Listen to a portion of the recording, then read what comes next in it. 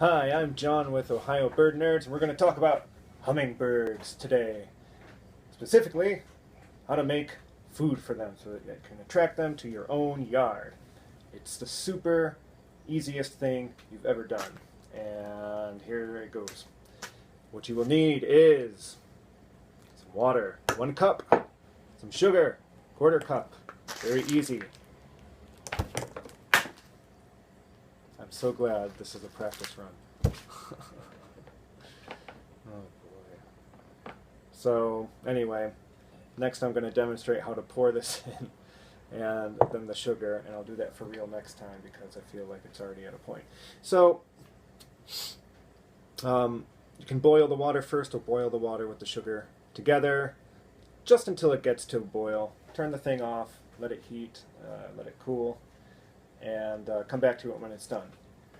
This feeder, which is partially full already, it's a pretty common type. You might also find some available that are more cylindrical, that have 3 or 4 stations that the bird can perch on.